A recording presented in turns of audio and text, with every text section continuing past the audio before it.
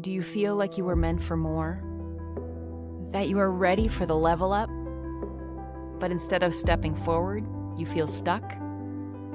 In this episode, I'm excited to introduce you to Tiffany, a globally recognized expert, author, and international speaker with over 20 years of transformative experience, helping people sustain meaningful change by empowering them to recognize and remove the barriers hindering their own success.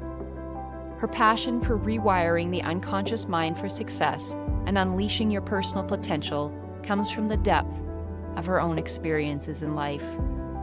In this episode, she shares her very real and powerful story of resilience, her search for the methods to truly heal from the inside out, and the mission of her and her husband to help 1 million people live intentional lives by healing trauma and thriving. Join us as we explore what it means to be stuck, the RISE method, and a very powerful aha about how the comfort zone really isn't comfortable at all. Let's dig into part 1 of our conversation with Tiffany as she shares her story, practical insights for rising above adversity, and creating lasting positive change in your life. I think this is an episode you're going to want to listen to more than once. So get ready. Here comes the intro. Welcome to Mind Game, a podcast to level up your life. My name is Stephanie Painshaw, and I'm excited for you to join me on a journey behind the scenes where we'll dig into the stories of resilience, mindset, and unlock the simple habits that will help you change the game. Before we dive in, I want to express our gratitude for your continued support. Your energy powers our quest to provide content that encourages you to unlock new levels of personal growth and step out of your own comfort zone.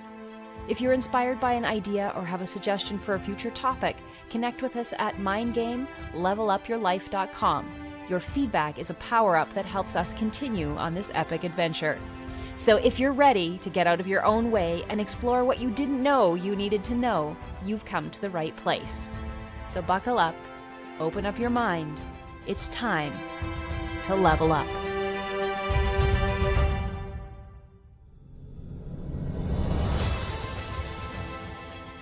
Welcome back to Mind Game, the podcast to level up your life. I'm here with Tiffany today. We met online through a Facebook post. I believe her husband tagged it in it. It was about habits and what you can do to level up your life.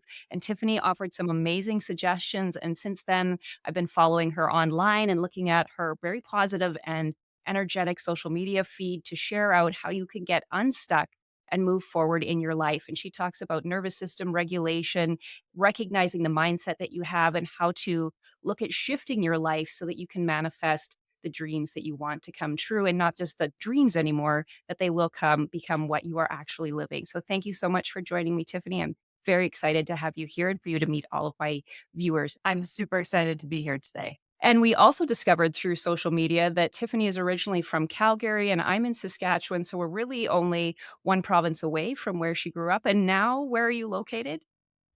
We are in the Smoky Mountains of Tennessee. Nice. It Yeah. sounds like a beautiful place to be. And I'm sure spring is just about to hit there. I'm assuming it's a little further ahead than Saskatchewan, where we're still in some fairly chilly weather, but hopefully spring ahead. And I wrote down, just as I was prepping for the podcast, that spring is a fantastic time for a reset. So I'm excited to dig into how we can kind of get unstuck, shed that winter season, and step into spring. And I'm looking forward to the ideas and habits that you have to suggest for our viewers. So let's start with a little bit about where we've talked about where you are right now, but what are you doing right now? Yeah, so we kind of got to the Smoky Mountains in a roundabout way. I went to Australia, then back to Canada, then to Dallas, and then we came here after my son was born. But my husband and I work to run our coaching and healing business, where our mission is to help 1 million people live an intentional life by healing their trauma, healing their baggage, and having the tools to truly thrive. And then, second to that, we have a goal to own 100 acres one day, whether that's all together or in parcels, it doesn't matter. And we want to have a section of that land for women leaving domestic violence situations. Right now in the US, there's 2.5 times more animal shelters Then there's women's shelters. So we want a place for women to go, like a little tiny house community where they can bring their kids, they can bring their pets, they get job reskilled, they get financial literacy, they get some hearing, and they can get back on their feet. We want to have a section of that land for men who are facing suicidal ideation, who are depressed, anxious, all of that, feeling stuck to come and be able to do their healing. And then a section where other coaches and other healers and people can bring their clients to come and do some healing as well. So that's kind of the overview of what we're working on and what we're working towards. That is absolutely amazing to have the space and to there is something very healing about the land. I love that when winter breaks and we can be back outside and enjoy the green of everything all around us, to be surrounded by beautiful scenery like the Smoky Mountains. I appreciate all that you and your husband are doing to create that space for people to go to reset and to move forward. In the community next to us, we have a women's shelter. So it is something that we are fortunate to have in our area because rural Saskatchewan doesn't have a lot of that. And we've just experienced something in our local communities with domestic violence. And so it is important that they have those pieces and places to go and people to help with that reset. So I appreciate all that you and your husband are doing and look forward to hearing about you in the future when you have that 100 acres and those are running and the coaches. And I love that there's a space for coaches and healers to go to work with them as well. So that is an amazing journey from Canada to Australia, back to Canada, into the US. And I think you mentioned a couple of things in you talking about your introduction about wanting to help people release that trauma and thrive. And I love that word thrive. How can we not only just exist, but thrive and grow and learn and continue to move forward? So let's go back and what led you to that mission and to that purpose of wanting to help 1 million people? Yeah. So my story really starts when I was born, but skip forward to when I was 3. That's when my biological dad met my stepmom, who was a domestic violence survivor. And at the time that he met her, she was living in a women's shelter. This was before cell phones. And I remember he would pull up in front of this hideous stucco pink building and send me in to get her because he obviously couldn't go in. And at the time that he met her, she was still covered in fresh bruises. And little did I know at that time that she would become my abuser. So part of the reason that we want the domestic violence center is that I have directly seen and experienced how domestic violence gets passed down through the generations and how hurt people. And so my stepmom, between 3 and 7, she would lock me in closets. She would burn me with curling irons. For years, she told me that strangers hated blonde haired, blue eyed girls. And then one day when I was 7 and I was being too loud, she put me into the car, drove me to the outskirts of Calgary, and told me to get out. She was going to leave me there for a stranger to come and kill. And so the first time I begged for my life was she, a couple years later, threatened to kidnap me and never see my family again. Luckily, my stepdad got there in time to get me, but that was the last that I saw them. But it left a very heavy imprint on me and my nervous system and on my unconscious mind, where I believed that I was the problem. I mean, I knew back then that she was a domestic violence survivor, but as kids, we don't know that hurt people. And so I carried this lack of worthiness, this belief that I wasn't lovable, that I was the problem into every relationship. I became people pleasing, perfectionist, overachiever because I thought the only way that I could be loved was to be doing things for other people and to be really, really good at everything. But as people who experience any form of success know, that also is going to bring out the haters. And so then every hater that I had throughout my life just kind of validated that I was the problem, that I wasn't good enough. And so all of this kind of came to a head when I was living in Australia. I had been dating my boyfriend at that time for 3 years. And on the day I found out I was pregnant, I found out he had a girlfriend in another state. And I found out that he wasn't actually in a job interview, but he was away for the weekend with this girlfriend. And so my entire life fell apart. I learned before he got back to town that he was actually a compulsive liar, like the kind of person who would tell you he had the best bacon and eggs for breakfast, but he hadn't eaten it all. And so everything fell apart. I lost half of my friends because half of them just believed his stories that I was just making up a reason to break up with him because I didn't want to be with him anymore. And then in the midst of all of that, I had a miscarriage. And that really led me down a very dark place where I was considering ending everything, but I decided to go the other route and start healing. And so for me, I found a whole bunch of things that didn't work first. And I spent, 2 or 3 years and tens of thousands of dollars on things that didn't work. And then I found the really powerful tools that I use now with all of my clients that I've taught to my husband as well that have transformed lives. And over the past 7 years, we've seen people have everything from healing cancer, type 2 diabetes, fibromyalgia, depression, anxiety, borderline personality disorder, bipolar, heart murmurs, Parkinson's disease, all of those things. They've had some sort of either miraculous healing or an improvement in their condition, all the way to people going from living paycheck to paycheck, below the poverty line, broke, to making 6 and 7 figures. People completely dramatically healing and changing their relationship with their kids, with their spouse. So it's just been so incredibly amazing to be able to facilitate and watch these transformations happen firsthand. And so that's what we will continue doing. But ultimately, the mission came from the pain that I experienced and wanting nobody to have to go through that again. And thank you for sharing your story, for being vulnerable to share that out with people. That is not an easy story, and I, I'm sorry that you had to go through something like that. I do appreciate the internal drive that it takes to flip that experience into choosing to make a change and not only learn how to heal. And I appreciate you said you tried all the things that didn't work, and I think so many of us have experienced think we tried that and it didn't work, and where do we find that next piece? And I think that's part of the reason, the drive for my podcast, is to help people connect and to see commonalities and stories. So again, thank you for being honest and sharing that journey. That is, I can't even imagine what that's like.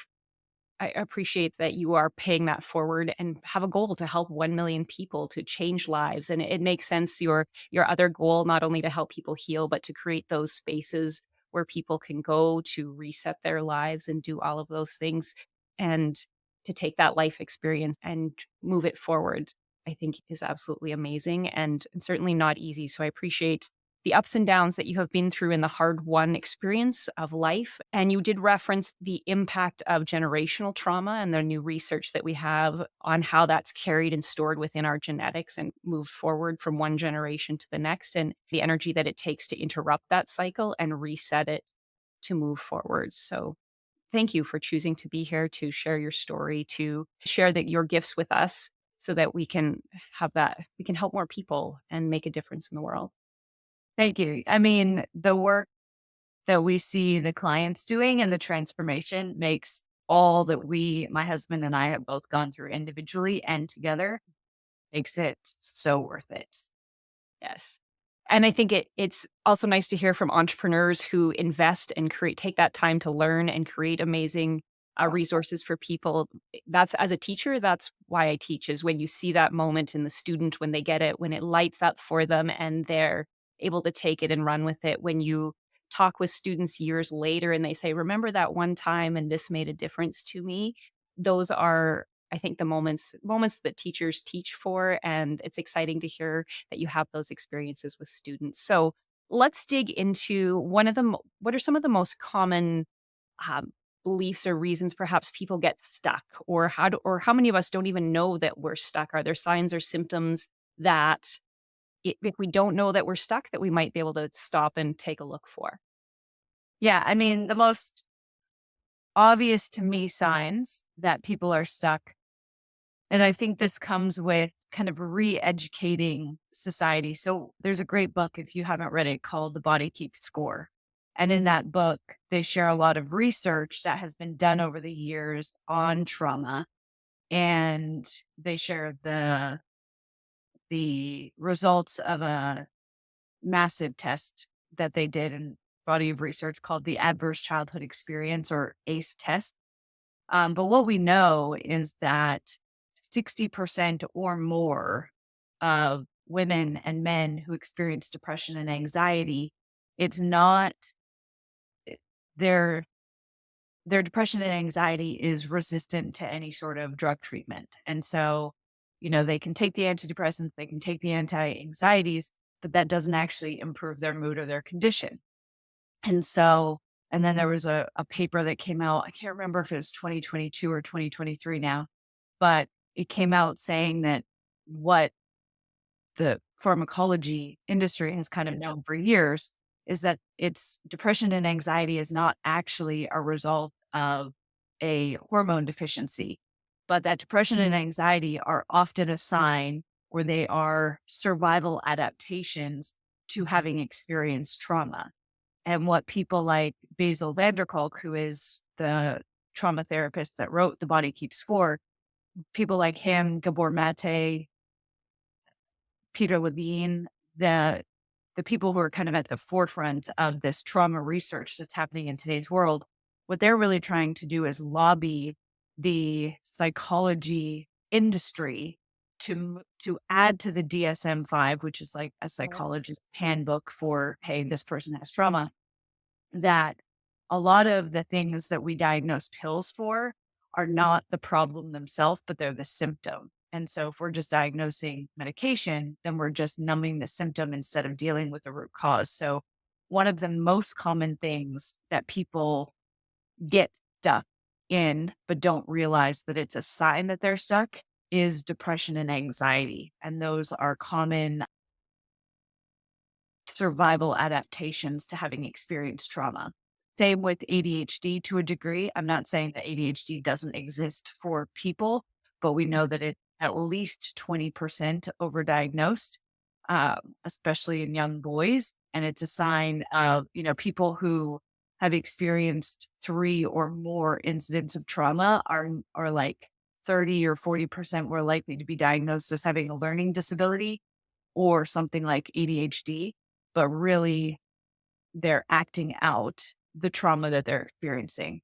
And there's a book called Raising Lions. I can't remember the name of the author now, but he shared that um, the rate of diagnoses of like fairly serious mental health conditions, all the way from juvenile bipolar to depression, anxiety, etc., has increased by 4,000% over the last 10 years. And so medicating is not the way to get out of this. We actually have to start looking at how we support these pe- people with tools to actually heal this. In terms of the most common belief systems that we see, the unworthiness, the not good enough, not lovable, I think those ones are, always going to be at the top of the list. One that has been coming up a lot for me, especially with people who know that they're made for more. So they want to leave their 9 to 5 and start a business, whatever that business looked like. They want to start a charity. They want to have some sort of impact in the world.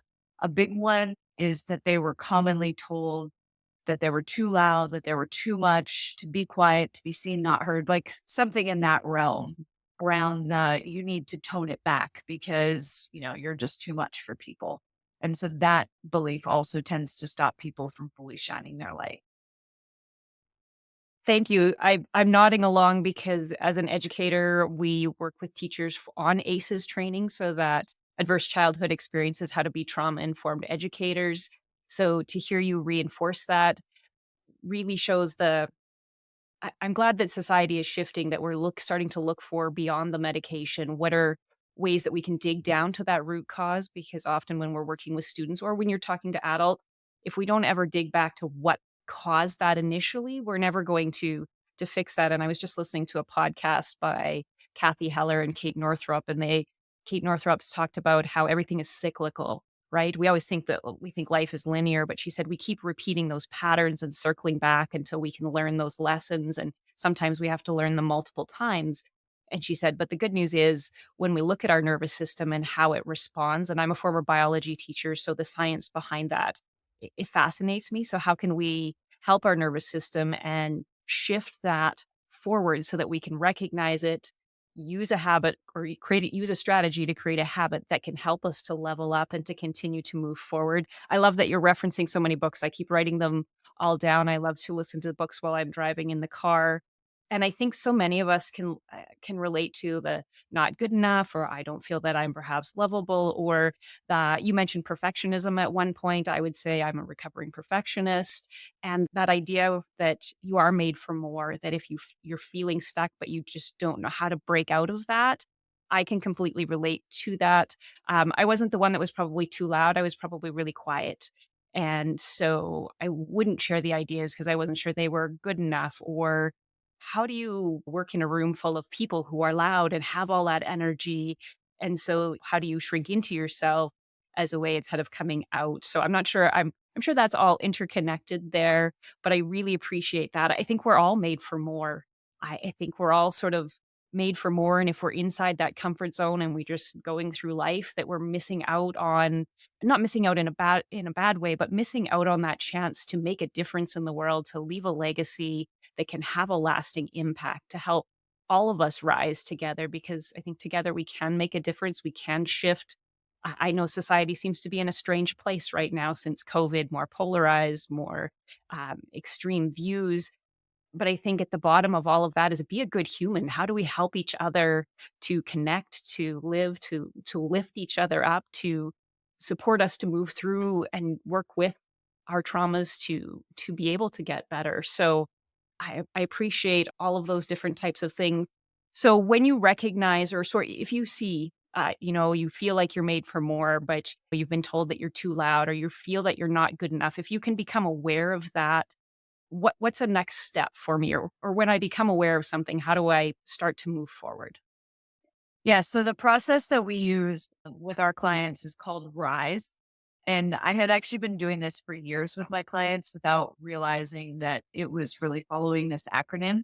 So I like that you mentioned the rising tide because, or the rising tide lifts all ships, because that's what we do as we rise with our programs. So the R stands for recalibrate the nervous system. So a lot of people most people in the world live in what I call a stress addicted state. So their nervous system is wired for chaos. It's wired for drama.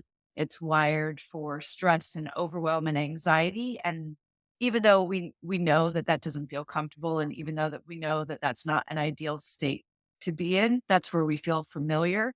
And so our nervous system will kind of pull us back there unintentionally, right? Like I talked with my clients about like what your nervous system craves is not what you need, right? It's kind of like if you have a sugar addiction, you're going to crave Mhm. the jelly beans or the chocolate or the ice cream or whatever your vice is. But what you need is maybe some broccoli or some vegetables. And so we don't always want to give in to every craving of our nervous system because it'll pull us back to this stress addiction. And that's why we start with recalibrating. Because what I found when I first started working with people and even with my own journey, I didn't know about the nervous system piece. And so we would just dive straight into the other parts of Rise and people would make shifts, but then there would be like this kind of slow degressing, not all the way back to where they started, but they would degress some. And when we added in the nervous system piece, we found that it just allows people to have such a massive transformation because now they feel safe enough to experience something unfamiliar. So we start with recalibrating the nervous system. And then the other part of R is reprogramming limiting beliefs. So understanding that 95% of the belief systems that we have as adults were planted between the ages of 0 and 7. And we've been looking for evidence to validate those belief systems since that 60% or more of the belief systems we have are negative or limit us in some way. And most of our belief systems were created because we gave a negative meaning to something that could have had a number of other meanings. So choosing a different meaning. So that's the R. The I is the inner child work. So people don't realize that when we experience intense uh, negative emotions at a young age, part of our psyche gets stuck at that age. So we have like an inner 2-year-old, right? Road rage, for example, is not how an adult responds to sitting in traffic. Yeah. That's the inner 2-year-old throwing a temper tantrum for not getting what they wanted. Yes. Whereas, so we want to heal that inner 2-year-old so that you're not constantly being hijacked by them. So that's the I. We do the inner child work. We heal that childhood stuff, which a lot of people kind of roll their eyes and they're like, oh my gosh, this is so cliche. But then they start to see how it's playing out in their life. And when we do that work, how quickly shifts happen. Like I have a client who we hadn't even finished doing all the inner child work. And he stopped chewing tobacco after 35 years and lost 11 pounds in the space of a Wow. month and was like, I didn't really make any change to what I was doing, but I don't want to do certain things anymore. Like I just don't have the desire to. Yes. The S stands for shift your identity. So we have to stop being who we are and become the version of us that we want to, the next version. So most people will make decisions and act based on what they're thinking today, how they're feeling today. Like, oh, I don't feel like doing that thing, or, I feel like having ice cream, so I will. And when we make decisions based on who we are today, then we're going to get more of what we already have. When we start thinking of the version of me who's achieved this goal that I have now, what would they decide in this situation? How would they respond to this situation? How would they act? What action would they take? Then we get a completely different life. And then the E stands for expand our boundaries. Or expand our limitations, I should say. So this is where we start to layer in some success habits that allow people to step further outside of their comfort zone faster so that they can make transformation and change faster. That's awesome. I love that the acronym is RISE because I truly believe that we all rise together and that we can all help lift each other up. And I think that I have so many things that I want to go back to and re-listen to this podcast episode and be like, yes, all of these different parts with the how do we recalibrate? How do we re reset all of those inner pieces? I think the inner child work is important. And I like that you said that sometimes we think that growth has to be a long process. Like it has to be first I have to do this and then it has to be this. But when we find those pieces that have set our limiting beliefs and we're able to release them or recognize it and step through that, then it can happen so much faster. Like you said, for your one person who stopped chewing tobacco and then lost weight. So it amazes me what our body holds on to and the energy that we hold. And when we can find a way to shift that and create the pathways for it to flow again, that can absolutely change our lives. The identity work, when I've been learning about habits, it talked about you want to figure out who you want to be, right? Where are you going? What do you want to be? And then how do you make decisions like that? So sometimes I'll say to myself, what would future Stephanie appreciate tomorrow when I'm really tired and I'd really just rather go to bed? But if I do a couple things, that will help my morning. And so shifting that identity, I like that you identified making those decisions based on the person you want to be rather than the person you are, because when you do more of what you are right now, you get more of what you are. And so we get caught in that loop. I also appreciate the comfort zone because that seems to be coming out in a lot of the conversations that I'm having with people is we like our comfort zone. It's comfortable. It feels familiar, I think, is what I've heard in the few things that I've listened to. It was in the podcast this morning. When we feel familiar, we're okay. Our nervous system says, yeah, we know this space. It's good enough for us. We don't want to go out of it because that's scary out there. We don't know what it is. And we've somehow coded in that unfamiliar. And it would be our primitive brain that's saying, if it's unfamiliar, that could be dangerous. So get out of the danger zone if you want to continue to survive. But if we want to thrive, we have to get out of our primitive brain and into that space where we recognize that as unfamiliar means we're learning something. It means it's okay to push forward. Obviously, be safe. Don't go out and hurt yourself or make decisions like that. But we're so used to it, everything should be comfortable. And I had a friend that said constructive discomfort. If you're not feeling some bit of discomfort, then you're probably not pushing hard enough. You're staying comfy inside of that comfort zone. So get out of there. And then you talked about the habits for success. And so, how do you set yourself up for success? So, what would be for our viewers that are listening to this podcast episode, which I think will be, I'll have to replay it several times because you've said so many amazing things here. What's a simple habit that I could use during my day that would help me to kind of recognize it and then help to take those steps towards becoming who I'd like to be in the future? Yeah. So I sent you, I believe, a freebie for all the Yes. listeners too. So Yes. Steph is going to go into this in a lot more depth and give you a lot more tools. But we have, when we're addicted to stress and because it feels so uncomfortable, like I would even say that the comfort zone is not even comfortable, but there's a familiar discomfort that you know that you can withstand, right? Like Yes. a lot of people in their comfort zone are living paycheck to paycheck, and that's not comfortable, but they kind of know how to play that game. So they stay there. And it seems less risky than the alternative. So because it's uncomfortable to live in that state of stress addiction, we disconnect from our body. So it's like we become these floating heads. So we don't have to feel all the emotions all the time. And we attempt to become very cerebral, very logic. But that disconnection means that we're missing messages from our body. So the thing that I get all of my clients to check in with themselves day to day is like check in and be like, how am I feeling in this moment? And if I'm uncomfortable, do some breathing. There's a technique I love called box breathing, where you breathe in for 4 counts, you hold for 4 counts, breathe out for 4 counts, and hold for 4 counts, and do that at least 4 times. And it'll start to shift some of that discomfort. So when you have that check in, you're reconnecting to your body, and then you can say, like, what do I need in this moment?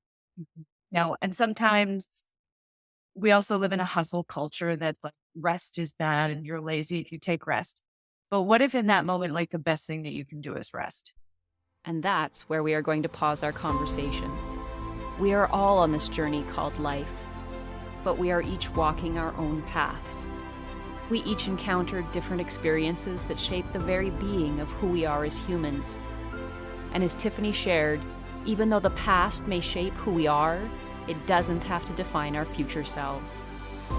And therein lies the power of rewiring your unconscious mind for success, from overcoming trauma to thriving. Thank you to Tiffany for sharing her powerful insights and experiences.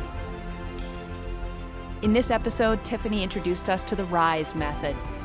R was recalibrating the nervous system. Most of us live in a stress-addicted state, wired for chaos.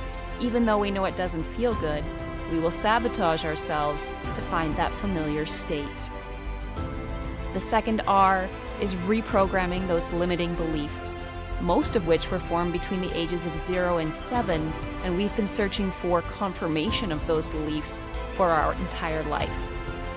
And that leads to the I, the inner child work. S stands for shifting our identity.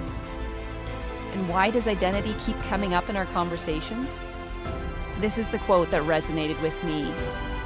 Tiffany shared, "When we make decisions based on who we are today, then we are going to get more of what we already have. If you want to change your future, you have to start thinking and acting like the future version of yourself. And then you can expand your limitations by layering in the habits of success to step further out of your comfort zone."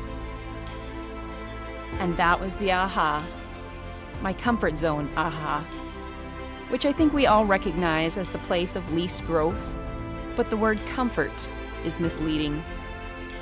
As Tiffany clarified, the comfort zone is familiar. The chaos, the stress, the anxiety, those aren't comfortable. They're just less scary than the unknown world out there. And our subconscious will fight to keep us in the known, even if it's not a healthy place for us. Life is filled with challenges, and we all have different experiences. What we do have in common is our ability to level up, to use the challenge or the trauma as a catalyst for growth, to transform into the humans we want to be.